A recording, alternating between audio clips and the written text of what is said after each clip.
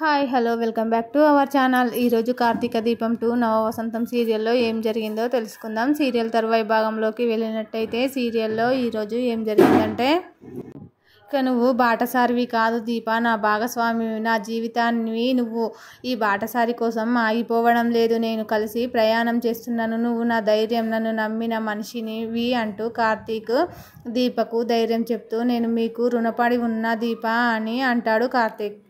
లేదు బాబు, మీరు నాకు రుణం లేరు. నేను మీకు చేసిన సాయానికి గుర్తుగా లాకెట్ మీ దగ్గర పెట్టుకొని నాకు మంగళసూత్రం ఇచ్చి ఈ జీవితాన్ని ఇచ్చారు. ఈ గడ్డి మొక్కను తులసి మొక్కగా మార్చారు అని దీప ఏడ్చి ఎమోషనల్ అవుతుంది.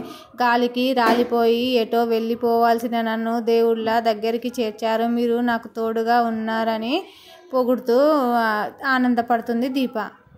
ఇక ఆ తర్వాత అందరూ ఆమె తప్పు చేసిన మనిషిలా చూస్తున్న సమయంలో నాకు మంగళసూత్రం ఇచ్చి నా జీవితాన్ని మార్చేశారు. దీపంలా ఆరిపోవాల్సిన నా జీవితాన్ని నువ్వు మీ పేరు నా ముందు ఉంచి కార్తీక దీపంలా మార్చారు అంటే నువ్వు నాకు అంత మంచి చేస్తావు, అందరికీ మంచి చేస్తావు. అది అందరికీ అప్పుడే అర్థం కాదు దీప. కష్టాలు అవమానాలు నీకు నాకు కొత్తేం కాదు అని ఇద్దరు ధైర్యం చెప్పుకుంటారు కార్తీక్ దీపలు. ఇక మరోవైపు గౌతమ్ను పార్కులో కలిసిన జోష్న అతని గురించి మంచిగా నటిస్తూ, అబ్బా ఏం నటిస్తున్నావు గౌతమ్, నీ గురించి నాకు అంతా తెలుసు, కానీ నాకు తెలియనట్టుగానే ఉంటాను అని అనుకుంటుంది జోష్న. అలా ఉండి దీప పైన గౌతమ్ని రెచ్చగొడుతూ ఉంటుంది. అని అయ్యో మన పెళ్ళికి మా అమ్మ నాన్నలను నీ నిజ స్వరూపాన్ని బయట పెడతానని దీప చెప్పింది. మా అమ్మ నాన్నలు ఒప్పుకుంటేనే నీతో నాకు పెళ్లి జరుగుతుందని చెప్తుంది జోష్న గౌతమ్కి.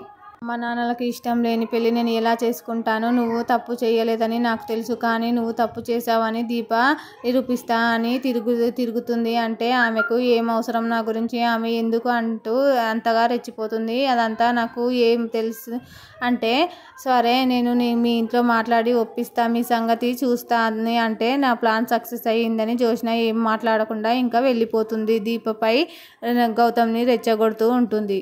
మరోవైపు దాసు పేపర్లో సగం రాసిన పేపర్ను చూసిన స్వప్న కాశీని పిలిచి చూపిస్తే, అసలు ఏంటి ఇది, ఏ వారసురాలుకి అన్యాయం జరిగింది, కాంచన అత్తయ్యకా లేక జోష్నకా అని కాశీ స్వప్నను అడుగుతాడు.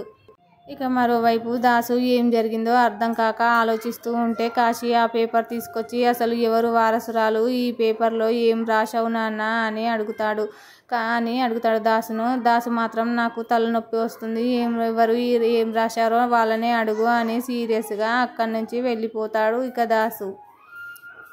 ఇక ఆ విషయంపై జోష్న గురించి ఏం తెలుసుకోవాలో అర్థం కాక దాసు ఎవరు ఈ వారసురాలు అని కాశీ స్వప్న ఆలోచనలో పడతారు.